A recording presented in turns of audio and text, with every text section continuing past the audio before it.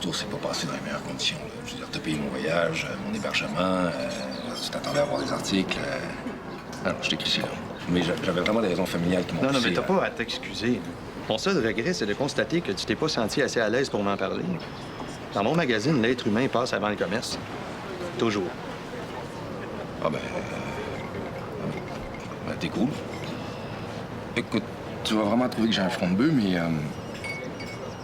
mais bon, je nage pas dans le cas, j'ai 2 petits, fait que je me demandais, pour la suite des choses... Ce serait un honneur de voir Benoît Dumais se joindre à notre petite tribu d'une manière permanente. La seule question, c'est comment Benoît Dumais se projette au sein de la famille Sporex.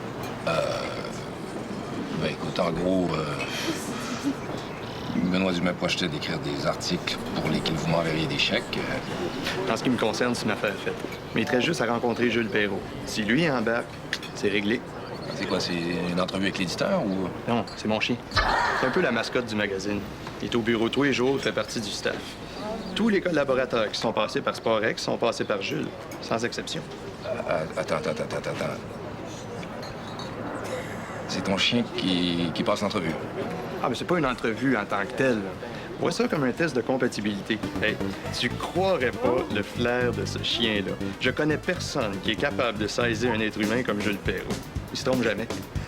D'ailleurs, la seule fois où je l'ai pas écouté, mais la fille que j'ai engagée, elle volait dans une petite caisse. Alors, attends, tu me niaises, là. Je veux dire, t'es pas en train de me dire que c'est ton chien qui décide si tu m'engages ou pas, là.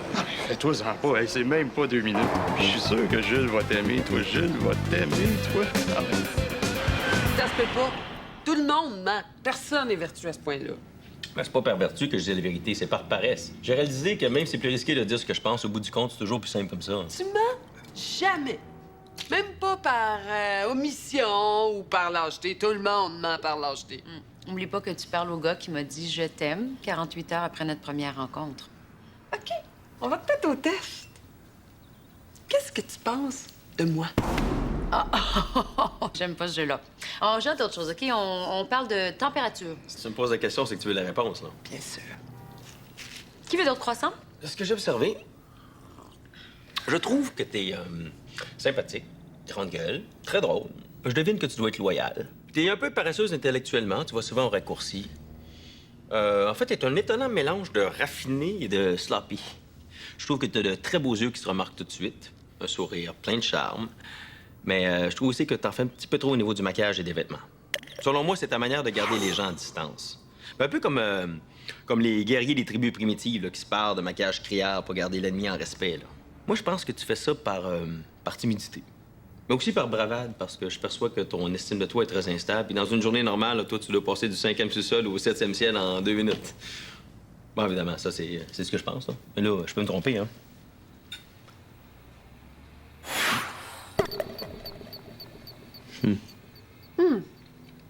Assez bien visé. Je repenserais peut-être la métaphore de la tribu primitive quand je m'adresse à une femme, par contre. Vous m'excusez une minute?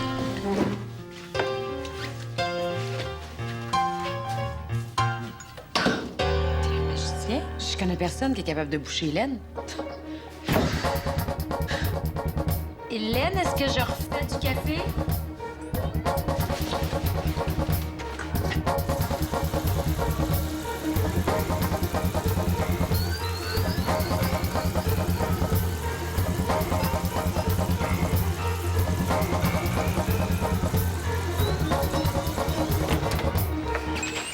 OK, Dagenet.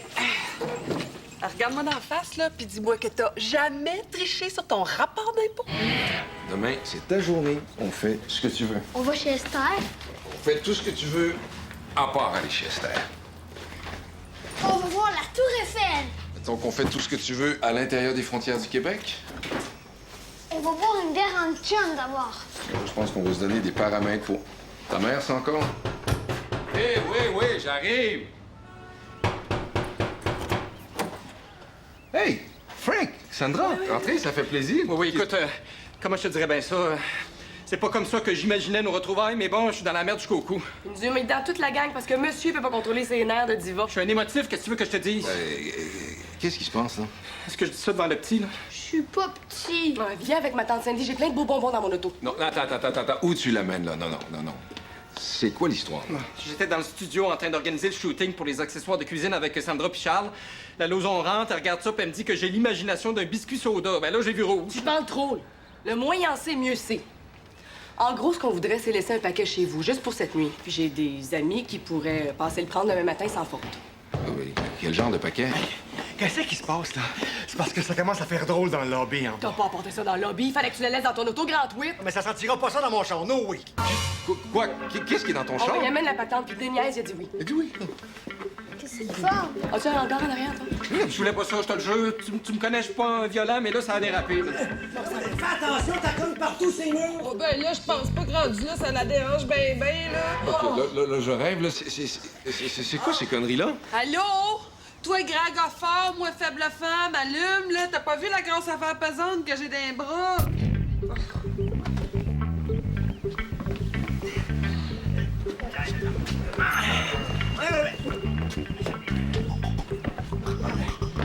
Non, c'est très, très cute. Ils sont venus jusque chez nous pour me faire un Tarantino. Hey, j'ai quasiment embarqué pendant une dizaine de secondes, mais là, je dois dire, le tapis roulé, là, mettons que c'est un petit peu gros. Oh, hey, excuse, ça m'a glissé des mains. Tu veux chaud là-dedans? Dis grand, mon gars, quel âge t'as?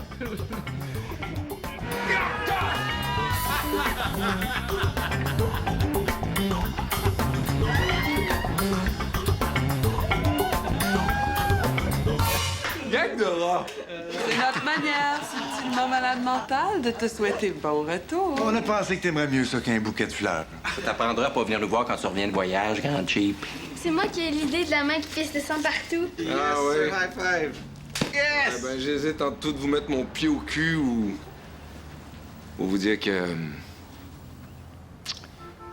Moi, je sais pas trop comment le dire, mais c'est que... C'est correct. Ferme-toi, là, puis serre-nous à boire. Oh, là, j'ai rien, là. J'attendais pas de visite, là. On va se mettre un petit peu de musique.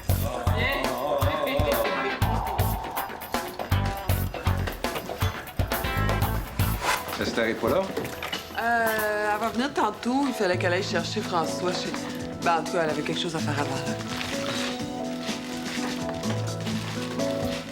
Fait que ton passeport, tu l'as perdu. Mais non, je l'ai pas perdu. Ah, dis donc, tu l'as vendu. Je l'ai pas vendu, je l'ai pas perdu, je me suis fait voler. Bon. Ah.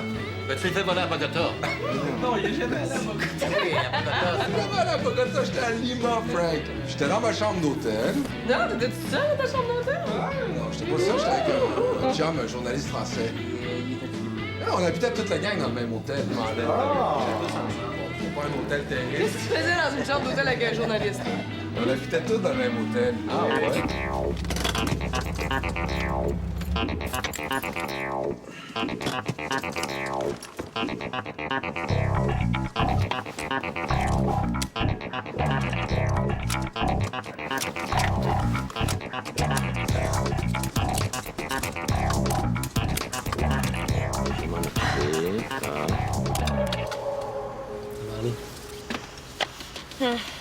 J'espère. Mais en tout cas, qu'on ne dit pas trop, OK? Parce qu'avec Benoît, là, tu sais jamais ce qui peut arriver. Il peut être très abrasif. Ouais, c'est quoi le pire qui peut arriver, là? Tu m'aimes pas? Ça, ouais, tu me fous de ces gars-là peuvent penser de moi. Tu vois, par contre... Non, je m'en fous, moi aussi, là. Non, c'est juste que je sais de quoi il est capable, là. OK, on parle d'un gars qui s'est pogné avec un Père Noël dans un centre d'achat devant 50 enfants parce qu'un lutin avait refilé un coupon rabais d'un stand de smoke meat à son fils. Non, tu vois, je suis pas sûr qu'il avait pas eu raison, là. Je veux juste que tu sois préparé, c'est tout. Moi, je pense plus que c'est toi qui as besoin de préparation. Là, écoute, ça serait plus simple si je venais pas? Je veux dire, c'est pas obligé de le faire aujourd'hui absolument, ça, là. Non, je veux que tu sois avec moi, là. De toute façon, il va bien falloir que tu le rencontres à un moment donné. Aussi bien maintenant, là, pendant qu'il y a plein de monde.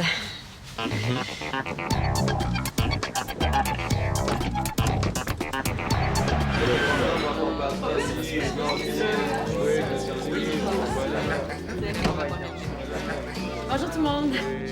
Allô? Hey, Benoît. Puis, ont-tu réussi à te faire marcher?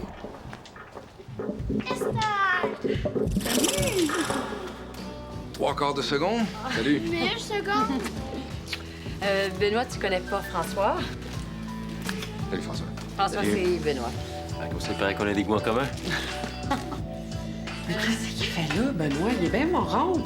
Pourquoi qu'il l'aide pas à déshabiller ou parti? Non, je vois pas c'est quoi ton problème avec François. Personnellement, des gars trop gentils, ça me met off, mais pour Esther, là, c'est parfait. Trop lisse. Rien qui accroche nulle part, c'est pas naturel, ça. Hey, le beau François! Allô! Allô!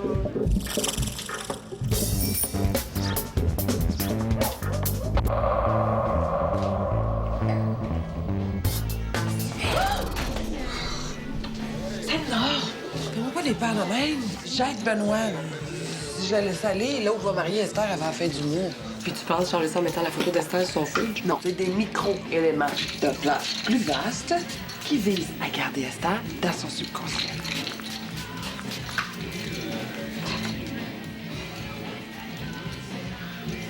Ben non, pas là, ça paraît bien trop que c'est un setup. Donne. Parfait. Pourquoi tu m'aides? Je pensais que t'étais du bord de François, toi. Je suis de son bord aussi, mais je m'emmerde. Viens de l'autre côté, hein. Ça fait trop longtemps que t'es parti.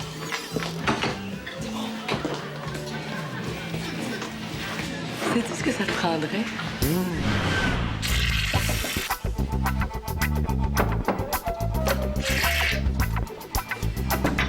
As-tu ce que je t'ai demandé? As-tu ce que je veux? Oh, oh, montre-moi le stock avant.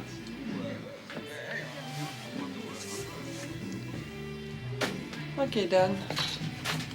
Là, je te donne 5 piastres. Mais je veux que tu comprennes bien que tout ça, l'emprunt de l'agenda de ton père, le 5 piastres que je te donne, c'est très mal et c'est très immoral. Et il faut plus jamais que tu le refasses. Sauf quand ça sert un intérêt supérieur, comme c'est le cas présentement. Est-ce qu'on se comprend bien? On se comprend. Quand t'as fini, tu le remets là, au fond. OK.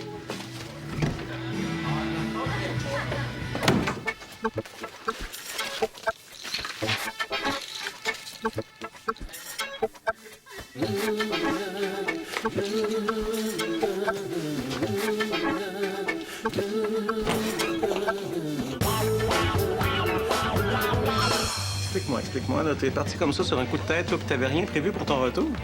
Comment tu vas t'arranger pour la job? Ah, ben là, moi, j'étais sûr que je me ferais mettre à la porte là, après ma sortie en sauvage, mais ils veulent me prendre comme permanent, ça a l'air. Ah oui? J'ai entendu dire qu'il était un peu New Age, moi, chez Sporex, non?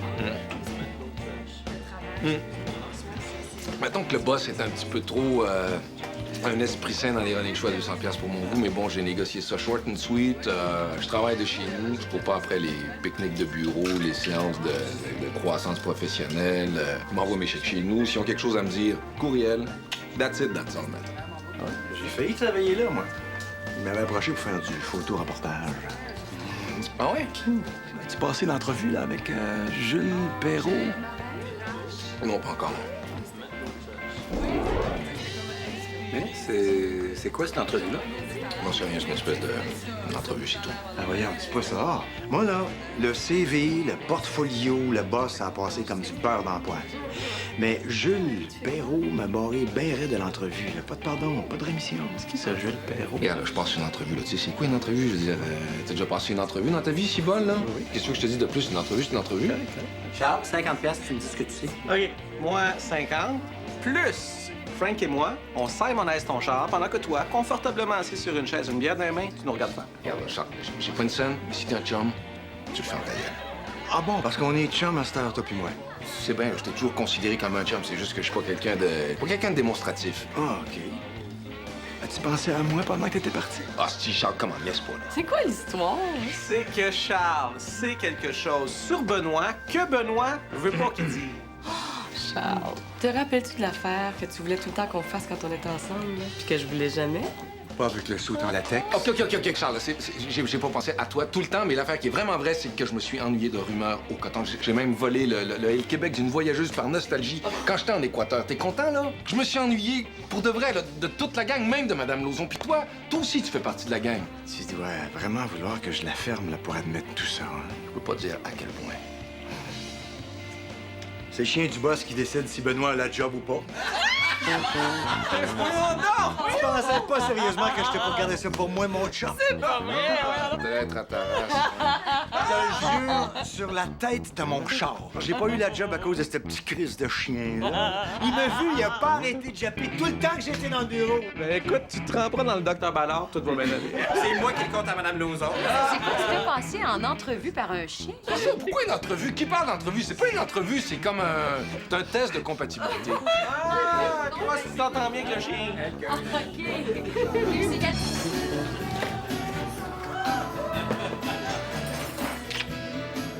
Toi, là, ça se passe super bien. Là, il n'y a rien qui indique pour le moment qu'il va falloir que je me batte avec ton ex. La soirée est encore jeune. Ah, il se passera rien. On a jasé, il m'a même demandé si la physiothérapie pouvait faire quelque chose pour son épicondylite. Fait que j'ai dit qu'il devait prendre l'arsenic. Ouais, on est quasiment rendu des chums. Les vidanges, les petits bombes dans ton genre. Non, excuse-toi pas, on était juste venus chercher une poigne de Benoît. De pizza. Une poigne de pizza. Hein? Est-ce que t'en veux? T'en veux-tu de pizza? Toi, est-ce que je t'en sers une poigne, mon amour? Mon François? Hein? En tout cas, moi, je vais m'en servir une parce que j'ai... Ça a l'air vraiment bon. Bon, je vois ça. Bon moment. T'es-tu comme ça dans ton temps ou... Seulement quand t'étais tranquille. Quoi, je veux faire? Bon, ben, on va-tu se crisser une volée de suite? Comme ça sera fait. Ben, moi, je dirais pas non. Sinon, je suis pas disponible avant jeudi. Hey, moi aussi, je veux me battre. Très drôle. Quelque chose à boire? Elle va pas une bière s'il en reste, mais rien pour elle.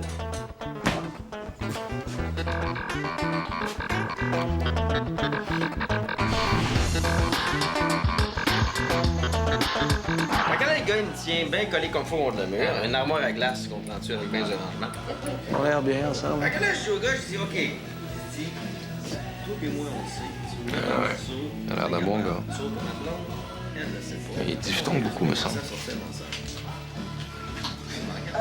Benoît, excuse, est-ce que je peux t'emprunter ta chambre une minute? Faudrait que je téléphone à Jacques. Ah oui, vas-y, installe-toi.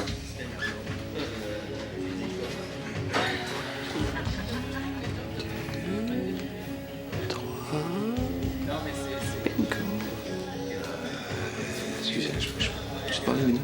Bébé, oui.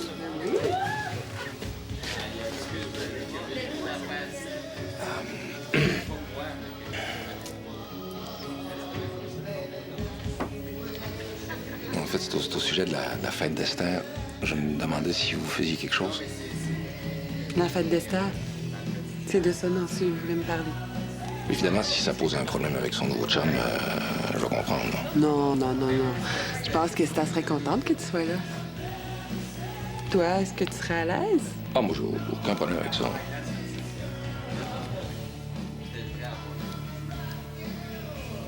Elle a l'air bien. Avec lui, je veux dire. Elle est bien comme je l'ai pas vue depuis longtemps. Mais toi, Benoît, dis-moi donc, qu'est-ce qui t'a décidé à revenir si vite? Il te restait pas juste 1 mois et demi à faire là-bas? Le mal du pays. Allez, écoute, je te tiens au courant, en tout cas. Pour? La fête d'Esther? Ah, ben oui, la fête, oui. Je te tiens au courant. Puis, je te laisse ça, faire ton appel. Guérin, non. Je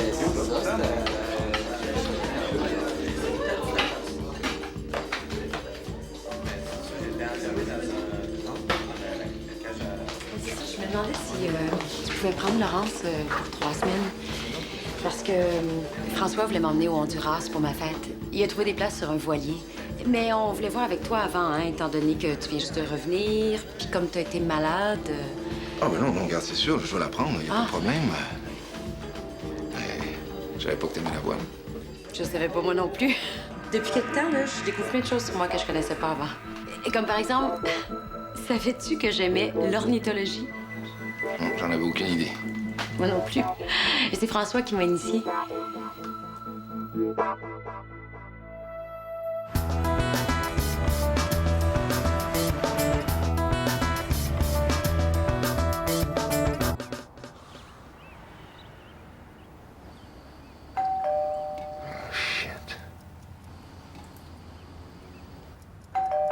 Félix, Oui? j'ouvre la porte, s'il vous plaît. OK.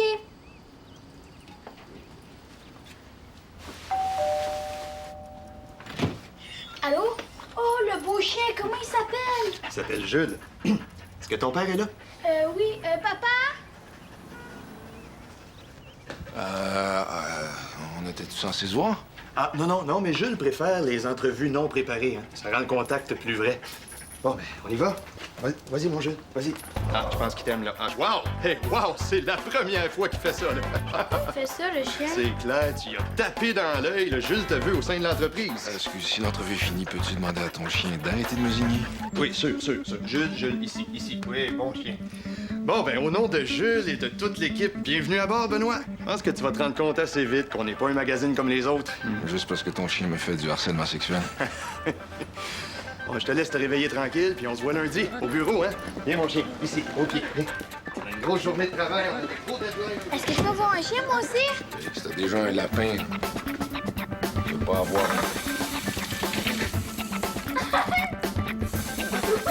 Félix, plus gros!